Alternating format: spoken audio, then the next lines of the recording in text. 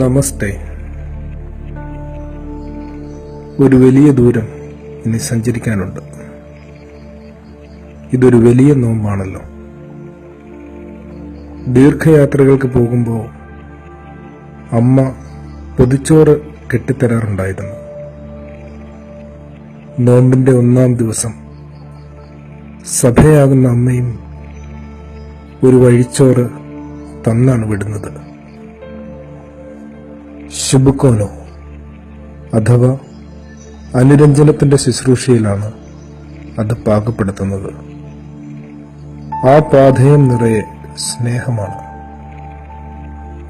ക്ഷമയും കരുണയും പരസ്പര ബഹുമാനവും എളിമയും വിശ്വസ്തതയും തുടങ്ങി എത്രയധികം കരുക്കൂട്ടുകൾ അതിലുണ്ടെന്നോ.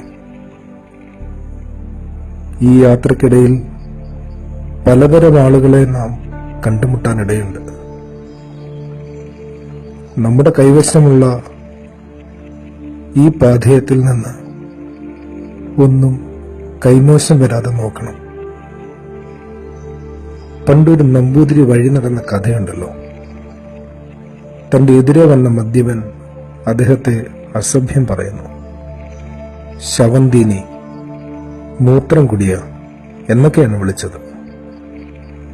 നമ്പൂതിരി പ്രതികരിച്ചു, നീ പോ, പപ്പടം തീനി, പഴം തീനി, പായസം കുടിയ എന്നൊക്കെ.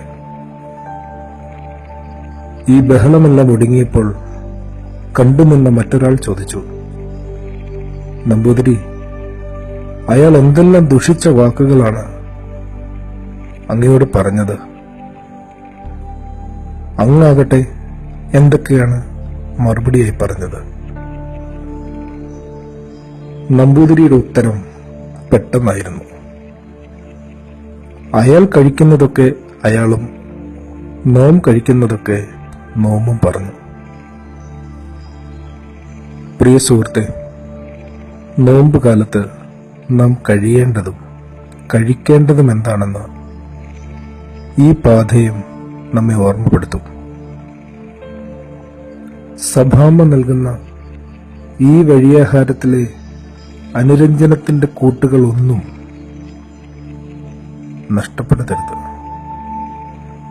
തമ്പുരാന്റെ വാക്കുകൾ ഇങ്ങനെയാണല്ലോ, എന്നെ അയച്ചവന്റെ ഇഷ്ടം ചെയ്ത് അവന്റെ പ്രവൃത്തി തികയ്ക്കുന്നത് തന്നെ എന്റെ ആഹാരം. ദൈവമേ, ആത്മാവിന്റെ ജാഗരണത്തോടും നിർമ്മലതയോടും ശരീരവെടുപ്പോടും വിശുദ്ധിയോടും രാപകൽ നിന്റെ തിരുമുൻപാകെ സമർപ്പിക്കുന്ന പ്രാർത്ഥനകളോടെ ഞങ്ങൾ ജീവിച്ച് സുഹൃത നടപടികളാകുന്ന വഴിയാഹാരങ്ങളോടെ പരിശുദ്ധ പെസഹായ്ക്കും എല്ലാ വിശുദ്ധന്മാർക്കും സിദ്ധിക്കാനിരിക്കുന്ന ഉയർത്തെഴുന്നേൽപ്പിനും ഞങ്ങൾ യോഗ്യരായി തീരണമേ. ആമേൻ. ആദരവോടെ സഖേർ.